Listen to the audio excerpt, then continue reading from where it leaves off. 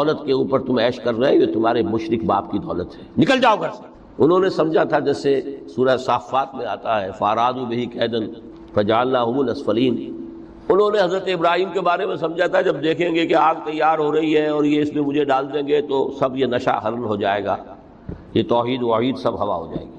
لیکن ہوا کیا؟ بے خطر کود پڑا آتش نمرود میں، عشق عقل ہے محو تماشائے لب بامل۔ اس نے تو یہ دھمکی دی تھی کہ دن میں تارے نظر آ جائیں گے مصحف کو، ناز و نام میں پلا ہوا انسان، اسے کہہ دیا جا نکل جاؤ گھر سے۔ اٹھ کر چلنے لگے، اس کا تیش جو ہے اور اچھا یہ کپڑے بھی اسی مشرک باپ کے ہیں، اتارو ان کو۔ مادر ذات برہنہ ہو کر گھر سے نکلے، مادر ذات۔ پھر وہی ہے کہ جن کے نام قرائے فال بنام من دیوانہ زدند، اے بیعت عقبہ اولیٰ ہوئی ہے، لوگوں نے کہا کہ ہمیں کوئی مقری دیجئے قرآن پڑھانے والا جو ہمیں قرآن پڑھائے۔ حضور نے فرمایا جاؤ مصحف۔ وہ مصحف وہاں جا کر مدینے میں المقری بن گئے، جا المقری، وہ آ رہا پڑھانے والا۔ اور 1 سال کی محنت دعوت اور تبلیغ اور قرآن کے پڑھانے کے نتیجے میں اگلے سال 75 افراد لا کر ان کی جھولی میں ڈال دی۔ یہ مصحف ہے۔ شہادت ہوئی ہے غزوہ بدر میں۔ ایک مرتبہ اس سے پہلے کا واقعہ بھی ہے کہ حضور مسجد میں تشریف فرماتے، سامنے سے حضرت مصعب گزرے، ایک پھٹا ہوا سا کمبل جسم کے گرد لپیٹا ہوا، حضور کی آنکھوں میں آنسو آ گئے۔ از کجا کعبے کجا، یہ دیوانہ جو ہے اللہ کا اور رسول کا اور دین کا کہاں سے کہاں پہنچ۔ غزوہ احد میں علم ان کے ہاتھ میں، جس ہاتھ میں علم ہے بار پڑا، کٹ گیا، دوسرے سے پکڑا، اس کو بھی کٹ گیا، پھر دونوں جتنے بچ گئے تھے حصے ان سے سنبھالا، پھر شہید ہو گئے۔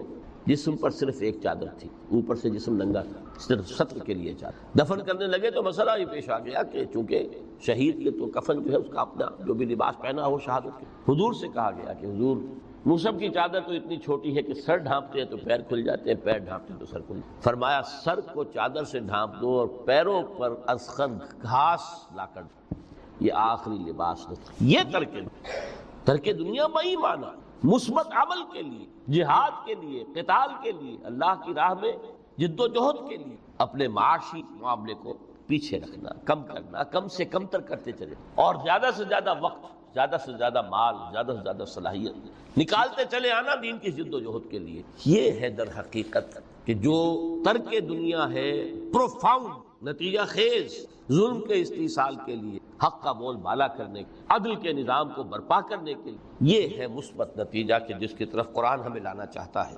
ورنہ آج اقبال نے جو کہا کہ اسی قرآن میں ہے اب ترک جہاں کی تعلیم، جس نے مومن کو بنایا مہو پرویں کا امیر۔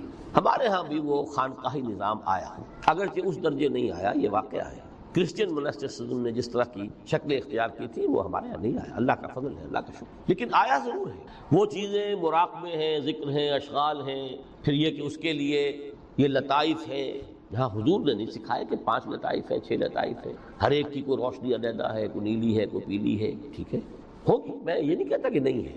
آکلٹ سائنسز کی اپنی ایک حقیقت ہے، لیکن ہمیں اس سے روک دیا۔ یہ چیزیں ہمارے ہاں کیوں آئی؟ یہ ہے اصل میں کچھ لوگ جو اس پورے تصوف کے سلسلے کو کہہ دیتے ہیں کہ یہ ہے ہی خلاف اسلام اور یہ غلط ہے اور یہ بالکل ایک نیا دین ہے۔ نہیں، یہ بات نہیں، پوری ہمدردی کے ساتھ سمجھنا چاہیے کہ یہ کیوں آیا۔ دیکھیے اصل جو سلوک محمدی تھا صلی اللہ علیہ وسلم، جو تصوف محمدی تھا، وہ تو یہ تھا جہاد، دعوت، جہاد، دین کا غلبہ، تن من دھن لگا دو، اسی میں ترک دنیا بھی آ گیا۔ اس لیے فرمایا لا رہبانیت فی الاسلام الا جہاد فی اللہ، اسلام کی رہبانیت یہ جہاد فی سبیل اللہ ہے۔ آخر لذتیں چھوڑنی پڑتی ہیں نا، گھروں کی آسائشیں چھوڑیں گے تبھی تو جائیں گے، میدان میں آئیں گے۔ اس حوالے سے جب خلافت راشدہ کا نظام ختم ہے اور اب ایک ملوکیت کے دور کا آغاز ہو، 3-4 اٹمپٹس ہوئی ہیں اس کو ٹھیک کرنے کی۔ حضرت حسین ابن علی رضی اللہ تعالیٰ عنہ میدان میں آئے، شہید ہو گئے، دنیاوی اعتبار سے ناکام ہو گئے۔ عبداللہ ابن زبیر آئے رضی اللہ تعالیٰ عنہ، کچھ تھوڑی سی کامیابی ہوئی، سسٹین نہیں کر سکے، وہ بھی شہید کر دیے گئے۔ پھر حضرت زید آئے، پھر نفس زکیہ آئے، کوئی کوشش کامیاب۔ اس نتیجے پر پہنچ گئے کہ یہ تو اب جو حکومت کی چھت ہے یہ تو ہے، اس کو تو اب ہم نہیں ہٹا سکتے۔ جب حکومت کو چھت کو نہیں ہٹا سکتے تو اب جہاد اور قتال کا راستہ تو بند ہو گیا ہے۔ تو مسلمان نا کلمہ گو ہیں، چاہے خود فاسق و فاجر بھی ہوں، لیکن نافذ تو شریعت کے احکام کر رہے ہیں، اس حوالے سے ہاتھ بن گئے۔ اس وقت پھر یہ ہے کہ جو تزکیہ نفس کے لیے یہ طریقے اختیار کیے گئے، شارٹ آف جہاد فی سبیل اللہ، شارٹ آف قتال فی سبیل اللہ۔ یوں سمجھیے کہ اگر کوئی درخت جو ہے یہاں پر آپ اس کو اگائیں تو چھت تک تو وہ جائے گا، لیکن چھت کے اوپر چھت کو پھاڑ تو نہیں سکتا نا، وہ پھر مڑ جائے گا۔ یہ ڈیفلیکشن ہوئی ہے ہمارے ہاں، جس سے کہ یہ خانقاہی نظام ہے۔ کچھ خیر تو لوگوں کو سکھاتے رہو، کچھ تزکیہ نفس کی تعلیم تو دیتے رہو، اور ان میں پھر یہ ہے کہ مشرق اور مغرب سے آنے والے نظریات اور طریقے جو ہیں وہ بھی شامل ہوں۔ ہندوستانی جو تصوف کے مختلف یہاں پر معاملات تھے، اور ادھر سے یونانی اور نیو پلیٹونک وہ نظریات آ گئے۔ لیکن آج کا دور جو سمجھ لیجئے دو اعتبارات سے بہت مختلف ہو چکا ہے۔ اب پھر ضرورت ہے سلوک محمدی کی۔ کیوں؟ اگرچہ حکومت مسلمانوں کی ہے، لیکن اسلامی قانون نافذ۔ اس وقت یہ تھا کہ حکومت مسلمانوں کی تھی، اگرچہ وہ اس معنی میں آئیڈیل اسلامی حکومت نہیں تھی کہ امرہم شورا بینہم، مسلمانوں نے منتخب کیا ہوتا، نہیں، وہ ایک موروثی نظام چل پڑا، ایک قبیلے کی عصبیت جو ہے وہ اس کی پشت پناہ بن گئی، ایک نظام چل رہا ہے، لیکن قانون اسلام کا نافذ۔ قاضی تھے، مفتی تھے، فیصلے وہی ہو رہے تھے۔ آج یہ کہ اگرچہ حکومت مسلمانوں کی ہے، قانون جو ہے قرآن کا نافذ۔ اور نمبر دو، آج انسان کا جو سوشل کانشسنس ہے، اجتماعی شعور، وہ ترقی کر کے اس سطح تک پہنچ چکا ہے کہ ہر شہری کو حق حاصل ہے کہ نظام کو بدلنے کی کوشش۔ پہلے یہ ہوتا تھا کہ آپ نظام کی اصلاح کرنے کے لیے کھڑے ہوئے تو وہ سمجھتے تھے کہ یہ حکومت کو ختم کرنا چاہتے ہیں، یہ باغی ہے۔ حضرت حسین کو باغی کہا گیا رضی اللہ تعالیٰ عنہ۔ اب باغی جو ہے واجب القتل ہے، اسی لیے تو آخر کلمہ گو تھے وہ جنہوں نے شہید کیا حضرت حسین کو رضی اللہ تعالیٰ عنہ۔ اس وقت پر یہ کانسیپٹ تھا ہی نہیں کہ اسٹیٹ علیحدہ شے ہے، گورنمنٹ علیحدہ شے ہے۔ We are against the government, not against the state. آج تصور جو ہے بالکل کلیئر کٹ ہو گیا ہے۔ ہم وفادار ہیں ریاست پاکستان کے، حکومت پاکستان کے نہیں۔ حکومت پاکستان کو بدلنا ہمارا حق ہے، اور اس بدلنے کے دو طریقے ہیں، یا ایک انتخابات کا ذریعہ ہے یا پھر ایجیٹیشن کا ذریعہ، بشرطے کہ ایجیٹیشن پیسفل ہو، توڑ پھوڑ نہ ہو، کسی کی جان اور مال اور پراپرٹی کو کوئی نقصان نہ پہنچائے، خود مرنے کو تیار ہو جائے، گولیاں چلیں، جیلوں میں جائیں، ایجیٹیٹ کریں، اگر جیلیں بھر جائیں گی، اگر گولیاں مار مار کر جو ہے فوج ایک وقت میں آ کر کہہ دے گی، جیسے کہ بھٹو کے زمانے میں کہہ دیا تھا، جبکہ اس نے کہا تھا کہ میری کرسی بہت مضبوط ہے، لیکن جب بریگیڈیئر محمد اشرف گوندل ہی ٹک دی لیڈ، پھر 3 اور آگے بریگیڈیئر ان کے ساتھ مل گئے، we are going to shoot no more, go and have a political settlement. اپنی قوم کے اوپر کہاں تک ہم گولیاں برسائیں؟ Who are they? They are our kith and kin, we are not an occupation army. Jallianwala Bagh میں اگر 5000 مر گئے یا جتنے بھی مرے تھے، جنرل ڈائر کو کائے کا دکھ، وہ ہندو تھے یا مسلمان تھے یا سکھ تھے، ہندوستانی تھے۔ لیکن یہاں تو جن کو ہم مار رہے ہیں وہ کون ہے؟ پاکستانی۔ ہو سکتا ہے جو گولی چلا رہا ہے اسی کا کوئی بھانجا بتیجا جو ہے اس موب کے اندر موجود ہے سامنے۔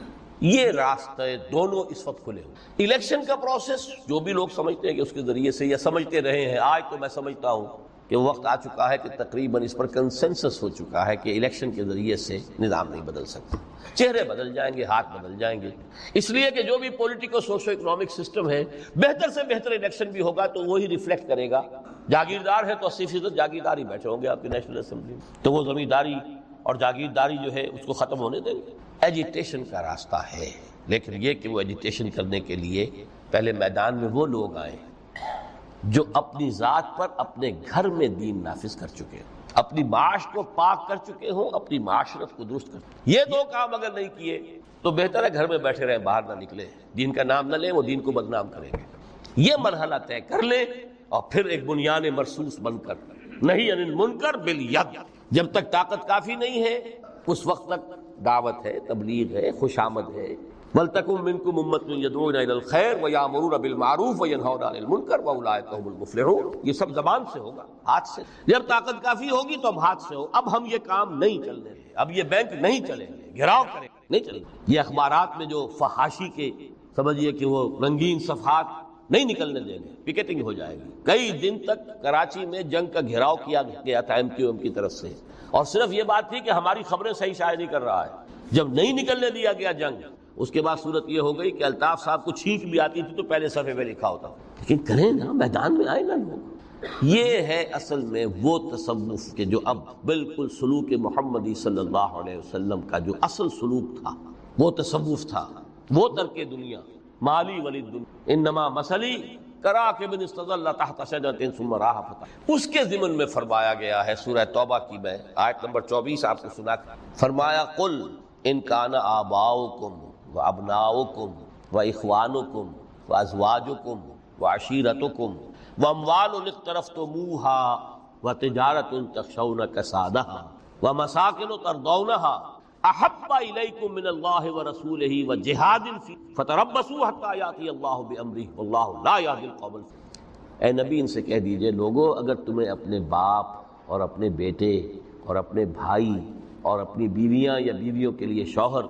اور اپنے رشتہ دار اور وہ مال جو تم نے بڑی محنت سے جمع کیے ہیں اور وہ کاروبار جن کی کساد کا تمہیں اندیشہ رہتا ہے کہیں مندہ نہ ہو جائے، اور وہ بلڈنگیں، وہ حویلیاں، وہ کوٹھیاں جو تمہیں بڑی پسند ہیں، بہت چاؤ سے بنائی ہیں، ڈیکوریٹ کی ہیں، ڈیکوریشن پیسز کہاں کہاں سے لا کر ڈرائنگ روم میں رکھے ہیں، اگر یہ 8 چیزیں محبوب تر ہیں اللہ سے اور اس کے رسول سے اور اس کی راہ میں جہاد سے، فتربصوا تو جاؤ انتظار کرو، دفع ہو جاؤ، بیٹھو ہو جاؤ، حتی یاتی اللہ بامرہ، یہاں تک کہ اللہ اپنا فیصلہ سنا دے۔ واللہ لا یہدی القوم الفاسقین، اللہ ایسے فاسقوں کو ہدایت نہیں دیتا۔ یہ ہے ترک دنیا۔ یہ ساری محبتیں جو ہیں جیسے علامہ اقبال نے کہا، یہ مال و دولت دنیا، یہ رشتہ و پیوند، بتان وہم و گما لا الہ۔ مال و دولت دنیا کی 3 چیزیں لے لی، وہ مال جو تم نے جمع کیے، ایسیٹس تمہارے، وہ کاروبار جن کا کہ تمہیں اندیشہ ہوتا ہے کہ کساد نہ ہو جائے، اور وہ تمہاری بلڈنگیں حویلیاں جو تمہیں بڑی محبوب ہیں، مال و اسباب دنیا، اور رشتہ و پیوند 5 گنوا دیے، باپ، بیٹا، بھائی، زوج یا زوجہ اور رشتہ دار۔ اگر یہ محبوب تر ہے اللہ سے، اس کے رسول سے، اس کی راہ میں جہاد سے، تو جاؤ دفع ہو، فتربصوا، گو اینڈ ویٹ، یہاں تک کہ اللہ اپنا فیصلہ سنا دے۔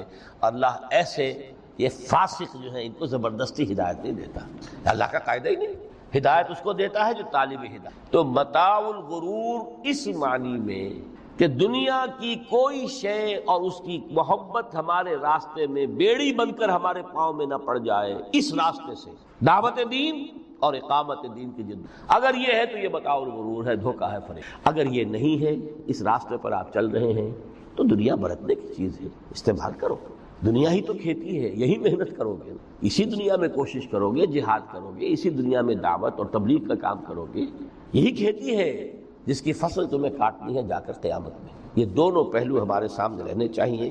میں آپ حضرات کا بہت ممنون ہوں، آپ نے بہت توجہ سے میری باتوں کو سنا ہے۔ اللہ تعالیٰ جو کچھ کہا گیا ہے اس میں جو صحیح ہے، حق ہے، اس کے لیے دلوں کو کھولے، صرف ذہنوں کو نہیں، دلوں کو کھول دیں، اس لیے کہ دل کھلیں گے تو کوئی تبدیلی آئے گی۔ مولانا منظور نعمانی صاحب نے ایک دفعہ لکھا تھا بڑا پیارا جملہ کہ اصل تبدیلی دل کی تبدیلی ہوتی، دماغ تو کرائے کا وکیل ہے، دلیلیں فراہم کر دیتا ہے، دل نے ادھر کا فیصلہ کیا، دماغ نے اسی کے لیے دلیلیں دے دی، دل ادھر جانا چاہتا ہے، دماغ اس کے لیے دلیلیں دے دے گا، وکیل وہی ہے، مدعی نے کر لیا تو اس کے حق میں دلائل کے انبار ہیں، اور اگر اسی مقدمے میں کہیں مدعا علیہ نے اس وکیل کو کر لیا